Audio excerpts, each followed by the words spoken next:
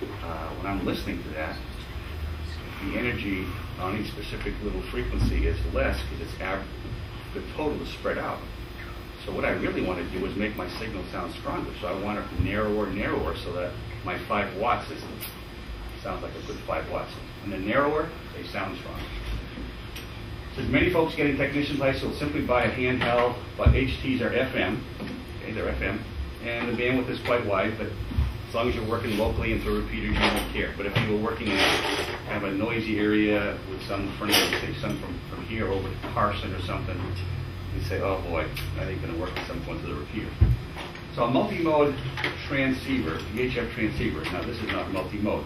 The radio that I was bringing the other weeks to my radio, it goes into these bands, but it does FM, AM, single sideband, Morse code, does them all. So I had a multi-mode transceiver like the one I had before.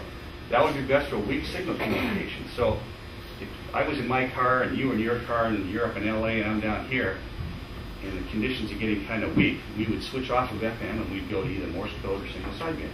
That's what the question says. Because the bandwidths are narrower, the signal sounds stronger. Okay. This is a block diagram that you could possibly get on a test. They call it figure T4. And it's a basic transmitter. Okay. And the question says block 1 in figure T4 is the oscillator of a simple Morse code transmitter. Now,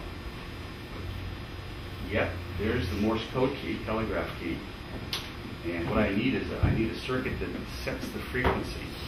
Something has to set the frequency. So that's the oscillator circuit right there. How do I know it's a CW transmitter? Well, because there's the Morse code key. So the frequency is set here. It gets a little stronger here. The Morse code key says, I'll tell you when to turn on and off. Then this thing says, I'm going to get you up to 5 watts or 10 watts, and your signal goes out to the antenna. So that's a question we couldn't get on the test. And here's their figure T6. So it's this figure T6 is a block diagram of a receiver. Now, how do we know it's a receiver? It's got a speaker out here. Ah, okay. It's got an antenna, but it's got a speaker. That's the key that it's a receiver, okay? So it's the type of receiver shown is called a signal conversion superheterodyne receiver. Now, you just want to memorize that answer, okay? But what it means is the signal comes in here, something happens to it here, which you don't have to worry about. It goes through one of these IF stages, intermediate frequency stages, and then the audio comes out here and you hear the audio. As long as it goes through one of these, it's a single conversion. That's the key, but it's a receiver and it's a signal conversion. Memorize the words here.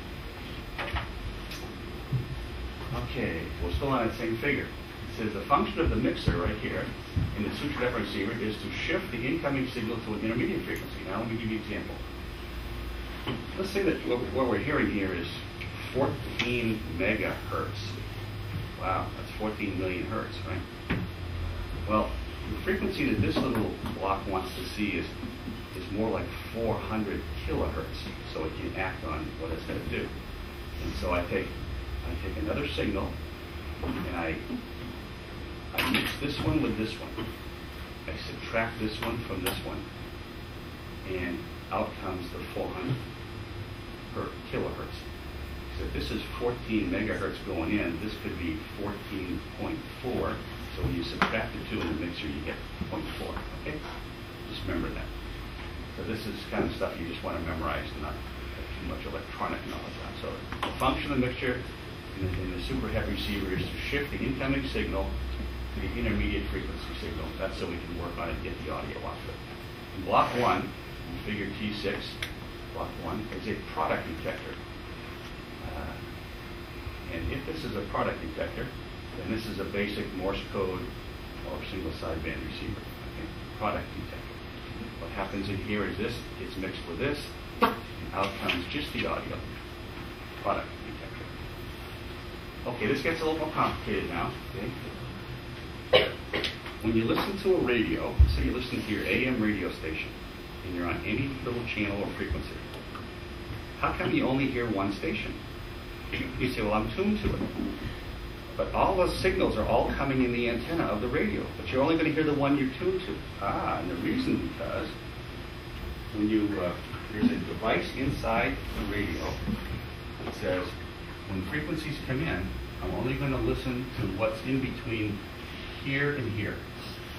So if this is 1070 on your AM dial, 1060 is over here, and 1050 or 1080 is over here, and 1060 is over here. But you can't hear it because this is a filter. This is a bandpass filter.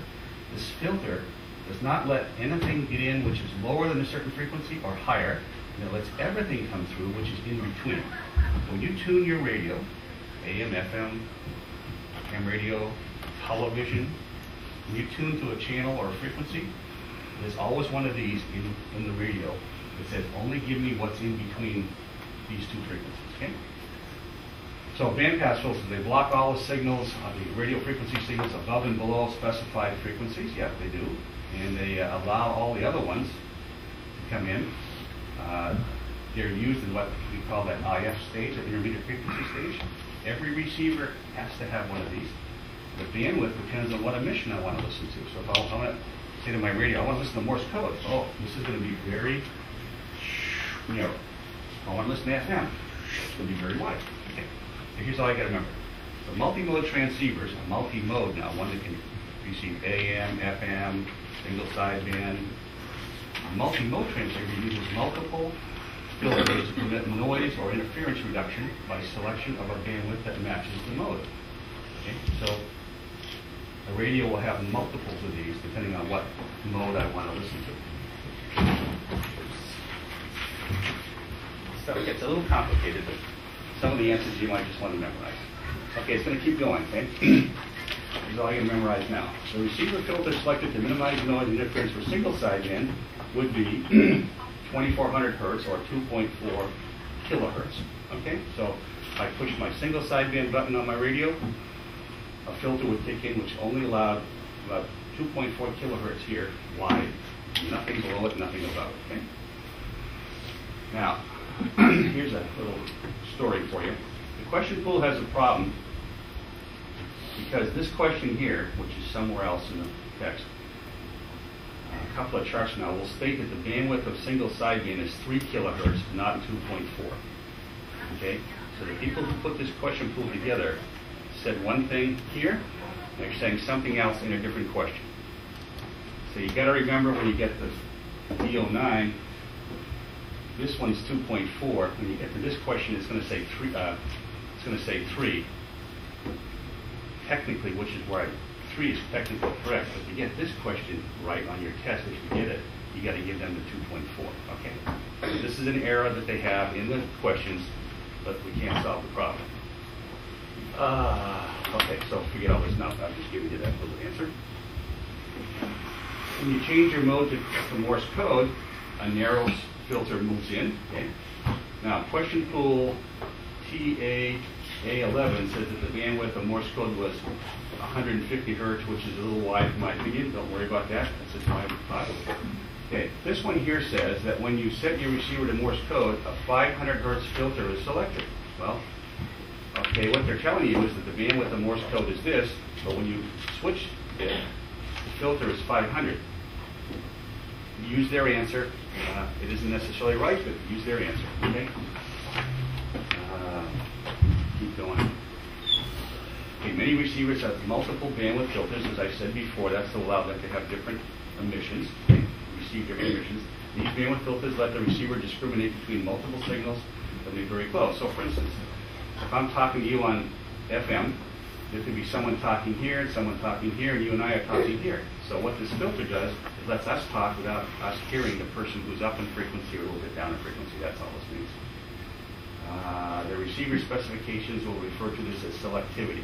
So if I had the specifications for this receiver, somewhere in that specification list, there'll be a topic called selectivity.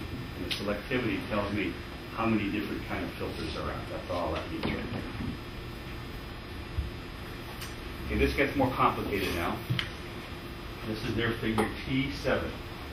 It says if figure T7 is an FM receiver, now let's stop. How do I know it's a receiver?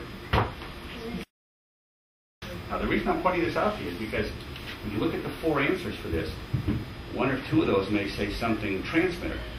you see a speaker, you can eliminate those right away. This is a receiver. Okay. So in figure T7, if T is an FM receiver, okay, FM receiver, then what's block 1? And the answer is it's a discriminator. Just memorize that. Okay?